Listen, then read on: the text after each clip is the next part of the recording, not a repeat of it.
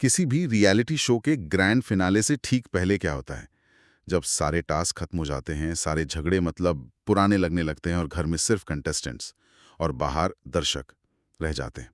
अक्सर सब कुछ कहानी पर आके टिक जाता है। किसकी कहानी सबसे ज्यादा दमदार है? और सिर्फ दमदारी नहीं, किसकी कहानी को सबसे दमदार तरीके से सुनाया गया है, ये ज्यादा मायने रखता है। यही वो मोड़ है ना, जहां चैनल और शो के मेकर्स अपनी सबसे बड़ी चाल चलते हैं। वो दर्शकों को याद दिलाते हैं कि किसे क्यों जिताना चाहिए, और इस याद दिलाने की प्रक्रिया में वो असल में एक नई कहानी गढ़ रहे होते हैं। पर आज हम बिग बॉस 19 के फिनाले से ठीक पहले के एक ऐसे ही बहुत महत्वपूर्ण एपिसोड 104 पर गहराई से बात करने वाले हैं। ये कोई आम एपिसोड नहीं था, ये एक जर्नी रिव्यू स्पेशल था। और हमारी ये पूरी चर्चा एक विस्तृत रिव्यू पर आधारित है, जिसमें इस एपिसोड के हर पहलू का विश्लेषण किया गया है। हमारा मिशन ये समझना है कि क्या ये एपिसोड सिर्फ पुरानी यादें ताज़ा करने का एक तरीका था, या फिनाले के नतीजों को प्रभावित करने के लिए एक सोचा समझा साइकोलॉजिकल दाव था। बिल्कुल, हम ये देखेंगे कि 5 फाइनलिस्ट के इमेज को आखिरी पलों में कैसे तराशा गया या शायद बदला गया, और दर्शकों की सोच पर इसका क्या असर पड़ सकता है, क्योंकि फिनाले से 48 घंटे पहले दिखाया गया हर विजुअल, हर शब्द वोटिंग पैटर्न को बदल सकता है। तो चलिए इस कहानी गढ़ने की कला को परत दर परत खोलते हैं और समझते हैं कि इस एपिसोड में असल में हुआ क्या था। सबसे पहले इसके फॉर्मेट पर नजर डालते हैं। जैसा कि बताया गया, ये एक जर्नी रिव्यू था। 5 फाइनलिस्ट गौरव खन्ना, प्रणीत मौर्य, अमाल मलिक, फरहाना भट्ट और तान्या मित्तल, ये सब एक साथ बैठकर शो में अपने सफर की वीडियो क्लिप्स देख रहे थे। सुनने में तो बड़ा सीधा साधा लगता है। हाँ, सतह पर तो बिल्कुल सीधा साधा लगता है, लेकिन असल में यहीं से खेल शुरू होता है। ये सिर्फ क्लिप्स देखना नहीं था, ये एक तरह का पब्लिक ट्रायल था, जहां हर कंटेस्टेंट के अच्छे बुरे कर्मों का लेखा जोखा सबके सामने रखा जा रहा था। माहौल की बात करें तो सोर्स के मुताबिक वो एक इमोशनल रोलर कोस्टर था। हंसी मजाक, पुरानी यादें, कड़वाहट, आंसू, सब कुछ एक साथ परोसा गया। हाँ, एक हल्के फुल्के पल का जिक्र है जब तान्या से मजाक में कहा गया, रोटी बना रही हो, मैं पापड़ खा लूंगा। इस तरह के पल दिखाए जाते हैं ताकि दर्शक ये महसूस करें कि इतनी कड़वाहट के बाद भी इनमें एक रिश्ता है। ये एक तरह से घर के माहौल को नॉर्मल दिखाने की कोशिश है फिनाले से पहले। बिल्कुल, इसे पैलेट क्लेंजर कहते हैं। मतलब भारी ड्रामा के बीच एक हल्का सा स्वाद, ताकि दर्शक अगले भारी डोज के लिए तैयार हो जाए। और वो भारी डोज आया कंटेस्टेंट्स की जर्नी वीडियोस के रूप में। और यहाँ हमें मेकर्स का इरादा साफ दिखने लगता है, खासकर जब हम देखते हैं कि किस कंटेस्टेंट को कैसे पेश किया गया। शुरुआत गौरव खन्ना से हुई। हमारे सोर्स बताते हैं कि गौरव को एक ग्रीन फ्लैग कंटेस्टेंट कहा गया। ये एक बहुत मजबूत लेबल है। इसका ठीक मतलब क्या था और इसे इतनी प्रमुखता क्यों दी गई? ग्रीन फ्लैग का मतलब है एक ऐसा इंसान जो भरोसेमंद हो, जिसका व्यवहार स्थिर हो, जो टॉक्सिक न हो। रियलिटी शो की दुनिया में जहां हर कोई चीख चिल्ला रहा है, किसी को ग्रीन फ्लैग कहना उसे भीड़ से अलग खड़ा कर देता है। गौरव की वीडियो में उनके शांत स्वभाव, उनकी वफादारी और उनके स्थिर गेम प्ले को बार बार हाईलाइट किया गया। ये एक बहुत सोची समझी नैरेटिव फ्रेमिंग है। मतलब उनके हर एक्शन को स्थिरता और सकारात्मकता के फ्रेम में डालकर दिखाया जा रहा था, ताकि दर्शक भी उन्हें इसी नज़र से देखें। ये उन दर्शकों को टारगेट करने जैसा है जो घर के रोज रोज के ड्रामे से थक चुके हैं और एक शांत विजेता चाहते हैं। सटीक कहा। और इस शांत तस्वीर के ठीक उलट एक तूफानी कैनवस पेश किया गया फरहाना भट्ट का। उनका वीडियो एक पूरी मसाला फिल्म की तरह था। उसमें एक्शन था, ड्रामा था, इमोशन था। शो से उनका जल्दी बाहर होना, फिर एक वाइल्ड कार्ड के तौर पर धमाकेदार वापसी, घर में उनकी बड़ी बड़ी लड़ाइयाँ, उनकी बेबाक पर्सनैलिटी, सब कुछ दिखाया गया। लेकिन जो सबसे बड़ा दांव खेला गया वो था उनकी निजी जिंदगी के एक पहलू को सामने लाना। सोर्स के मुताबिक उनके पिता के अतीत से जुड़ी एक कहानी का खुलासा हुआ, जिसे देखकर वो बुरी तरह टूट गईं। ये एक बहुत ही संवेदनशील पल था, और ये एक बहुत ही जोखिम भरा पल भी था। यहाँ एक महीन रेखा होती है कहानी बताने और किसी के दुख का फायदा उठाने के बीच। इस खुलासे ने फरहाना की लड़ाकू इमेज के पीछे छिपे एक संवेदनशील इंसान को दिखाया। ये एक क्लासिक रिडेम्पशन आर्क बनाने की कोशिश थी।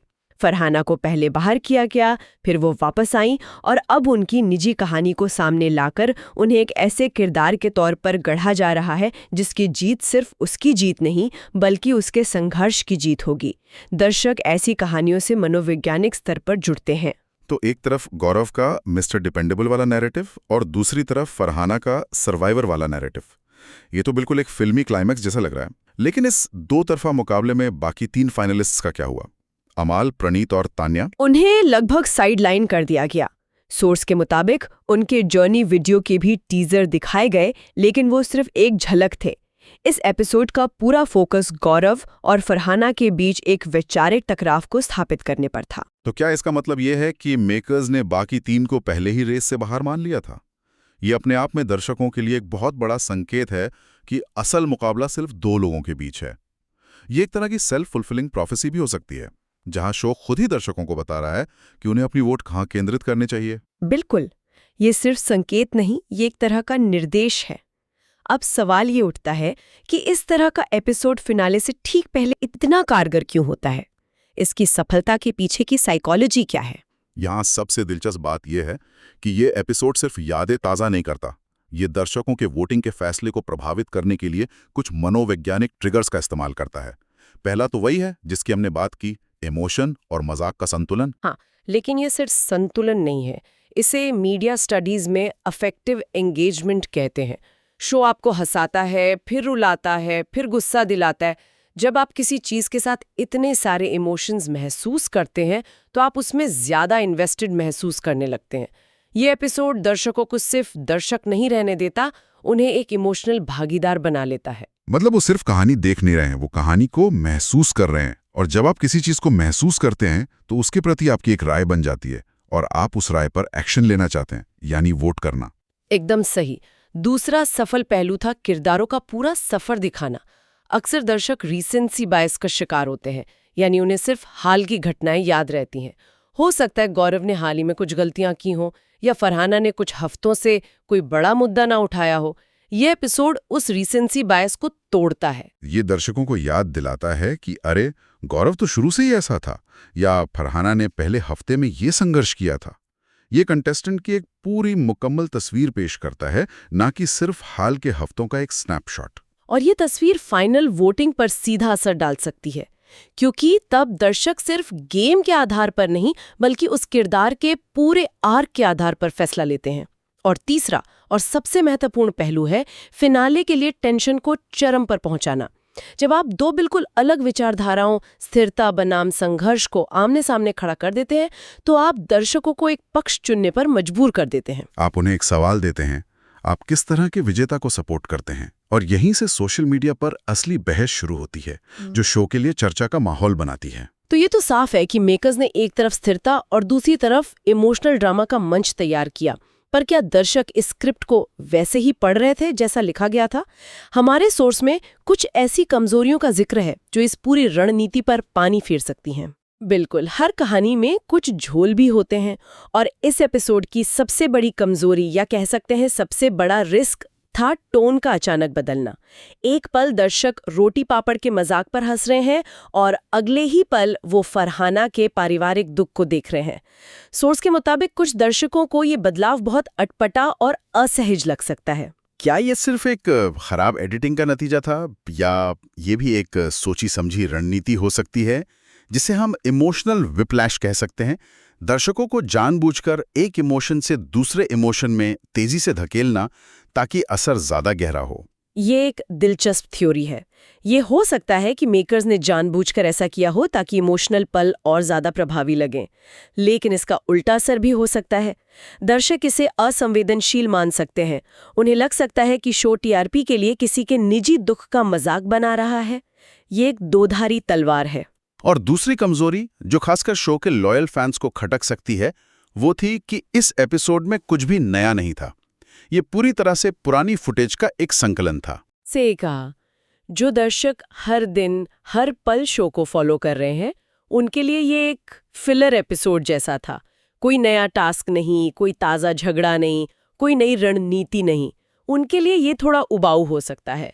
लेकिन हमें ये भी समझना होगा कि फिनाले के आसपास शो का एक बड़ा दर्शक वर्ग वो भी होता है जो कैजुअल है, जो सिर्फ अंत में देखता है कि कौन जीत रहा है। तो ये एपिसोड उन कैजुअल दर्शकों के लिए एक क्रैश कोर्स की तरह था, ताकि वो भी फाइनल वोटिंग में हिस्सा ले सकें। लेकिन ऐसा करने में क्या शो अपने सबसे वफादार दर्शकों को नजरअंदाज करने का जोखिम नहीं उठा रहा? बिल्कुल उठा रहा है। और यहीं से तीसरी और सबसे गंभीर कमजोरी निकलती है, तरफदारी का शक। जब शो खुद गौरव को ग्रीन फ्लैग जैसा सकारात्मक तमगा देता है, तो ये सिर्फ कहानी दिखाना नहीं रह जाता, ये कहानी को एक खास दिशा में धकेलना बन जाता है। इससे शो की निष्पक्षता पर एक बहुत बड़ा सवालिया निशान लग जाता है। दर्शक ये सोचने पर मजबूर हो जाते हैं कि क्या ये सब पहले से तय है? क्या हमारे वोट का कोई मतलब भी है, या मेकर्स ने पहले ही अपना विजेता चुन लिया है? और ये शक बहुत खतरनाक है, क्योंकि रियलिटी शो का पूरा आधार ही दर्शकों के भरोसे पर टिका होता है। अगर वो भरोसा टूट जाए तो शो का फॉर्मेट ही ढह जाता है। गौरव को हीरो की तरह पेश करने की कोशिश में शो ने खुद को एक विलन के तौर पर पेश करने का जोखिम उठा लिया, उन दर्शकों के लिए जो दूसरे कंटेस्टेंट्स को सपोर्ट कर रहे थे। तो इन सारी बातों को अगर हम एक साथ देखें, जो अच्छा था, जो बुरा था, जो इमोशनल था, जो स्ट्रैटेजिक था, तो फिनाले की तस्वीर कैसी दिखती है? इन सब का निचोड़ क्या है? अगर हम इन सब बिंदुओं को जोड़ें तो फिनाले की तस्वीर काफी हद तक साफ हो जाती है। पहला और सबसे बड़ा निष्कर्ष ये है कि अब गेम से ज्यादा इमोशनल कनेक्शन मायने रखेगा। जब सारे टास्क और रणनीतियां खत्म हो चुकी हैं, तो लड़ाई दिमाग से नहीं, दिल से लड़ी जाएगी। विजेता वो होगा जो दर्शकों के दिलों तक सबसे गहरी पहुंच बना पाया है। और ये एपिसोड उसी पहुंच को बनाने का एक आखिरी जोरदार प्रयास था। बिल्कुल। और यहीं से दूसरा निष्कर्ष निकलता है जो फरहाना की कहानी से जुड़ा है। उनका इमोशनल सफर, जिसमें संघर्ष है, वापसी है और एक गहरा निजी दुख भी है। अगर दर्शकों को ये कहानी सच्ची लगती है, तो ये उनके लिए सहानुभूति और वोटों की सुनामी ला सकता है। रियलिटी शो का इतिहास गवाह है कि अंडरडॉग की कहानी हमेशा दर्शकों को पसंद आती है। वो एक ऐसे किरदार को जिताना चाहते हैं जिसने वाकई में संघर्ष किया हो। लेकिन सिक्के का दूसरा पहलू भी है। तीसरा निष्कर्ष गौरव की साफ छवि वाली रणनीति से जुड़ा है। क्या ये भी उतना ही शक्तिशाली हो सकता है? हाँ, और हमें इस दर्शक वर्ग को कम नहीं आंकना चाहिए। एक बहुत बड़ा वर्ग है जो हर दिन की चीख चिल्लाहट और नेगेटिविटी से तंग आ चुका है। उनके लिए गौरव स्थिरता, गरिमा और शांति का प्रतीक है। वो एक ऐसे विजेता को देखना चाहते हैं जो उन्हें सुकून दे, तनाव नहीं। तो ये दो बिल्कुल अलग तरह की दर्शक अपेक्षाओं के बीच की टक्कर है। तो क्या हम कह सकते हैं कि फिनाले अब गौरव बनाम फरहाना की लड़ाई बन गया है?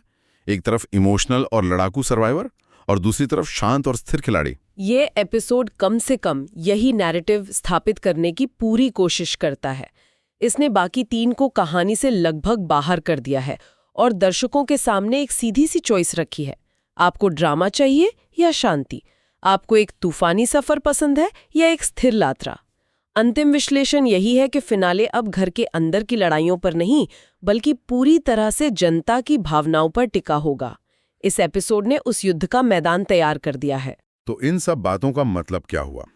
मतलब ये कि बिग बॉस 19 का ये जर्नी एपिसोड सिर्फ एक नॉस्टैल्जिक रिकैप नहीं था, ये उससे कहीं ज्यादा था। ये फाइनल वोटिंग से ठीक पहले हर फाइनलिस्ट की कहानी को एक खास दिशा देने की, एक खास फ्रेम में फिट करने की एक सोची समझी रणनीति कोशिश थी। इसने दर्शकों को सिर्फ ये याद नहीं दिलाया कि क्या हुआ था, इसने उन्हें ये बताया कि जो हुआ उसका मतलब क्या निकालना है। ये सिर्फ यादें ताज़ा करना नहीं, बल्कि यादें गढ़ना भी था। हर क्लिप, हर गाना, हर टाइटल, सब कुछ एक मकसद से चुना गया था, ताकि दर्शकों के मन में एक खास छवि बनाई जा सके। बिल्कुल सही कहा। ये एक तरह का एडिटोरियल था, न कि एक न्यूज़ रिपोर्ट। और यहाँ एक सवाल सोचने के लिए रह जाता है।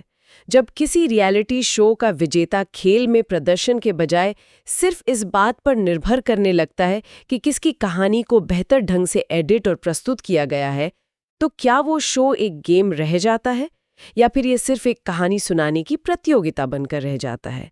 और अगर ऐसा है, तो दर्शक असल में कंटेस्टेंट को नहीं, बल्कि शो के सबसे अच्छे कहानीकार को वोट दे रहे हैं। अगर आपको ये वीडियो पसंद आई है तो इसे ज़रूर लाइक करें, कमेंट सेक्शन में अपना ओपिनियन बताएं और चैनल को ज़रूर सब्सक्राइब करें। मिलते हैं अगली वीडियो में, तब तक के लिए नमस्कार।